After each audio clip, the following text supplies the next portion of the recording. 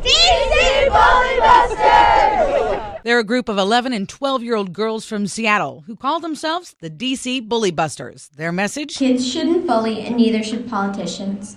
So we decided to write letters to congressional leaders, both Democrats and Republicans, telling them about what we know about bullying them and asking them to stand up to bullies. That's one of the nearly 20 girls on the leadership team who traveled to Washington, D.C. to meet with lawmakers in March and asked them to sign a simple but powerful pledge, vowing to represent the people of the United States without engaging in bullying or being a bystander to bullying tactics.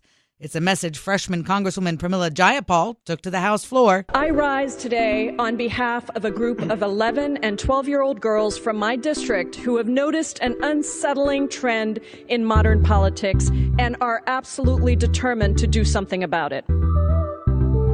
They see bullying from leaders who are supposed to be their role models. On Friday, I'll be proudly signing the DC Bully Busters Pledge, and I urge my colleagues on both sides of the aisle to join me.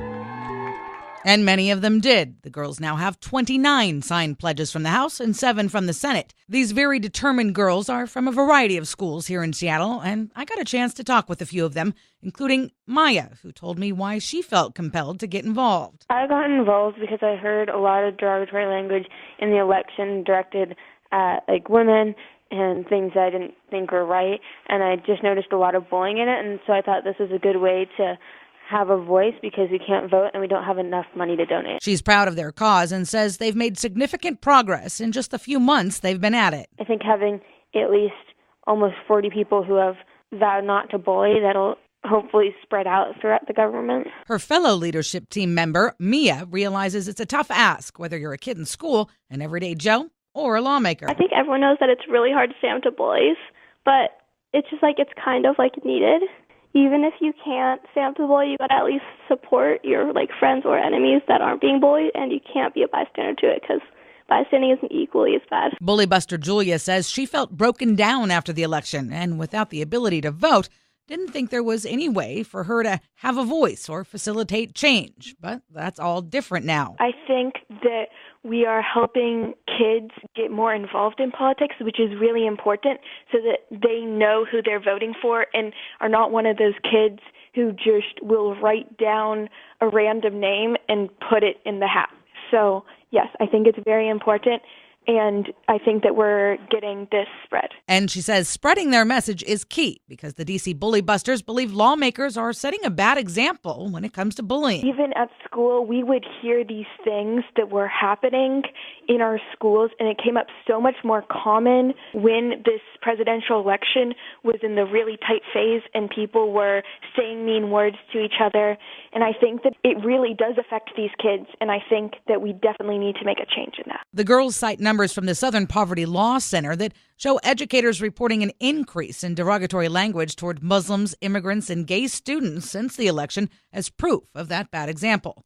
One of their examples of lawmakers being bullied came during debate over the nomination of Jeff Sessions as Attorney General. When Elizabeth Warren had to be silenced and she wasn't allowed to read the letter from Coretta Scott King. So their message to lawmakers they see as bullies? We're not going to let them keep bullying, and we are going to hold them accountable for bullying and just for them to stop. As for those being bullied, hold their views and not get bullied out of their views and just stand their ground. So why should anybody listen to a bunch of middle school girls? People should listen to us because we need to make it possible for these kids to get involved, and if kids never get involved, they won't learn how bullying is affecting people and that bullying is happening in politics in general. So it's really important for people to know that the next generation can make a change and that we're not going to just sit around and watch our parents make a change. And they're growing their ranks to make that happen. In addition to the 20 or so leadership girls here in Seattle, they've got 1,500 students across this state and a few others writing letters to lawmakers asking them to sign their pledge. Washington Congresswoman Susan DelBene among the first to sign that pledge, and she met with the girls on their recent trip to D.C. She says she couldn't be prouder of the girls from her home state. They are really inspiring because they've taken action and I think have taught a lot of members of the community how important it is that we're engaged and involved and that words matter.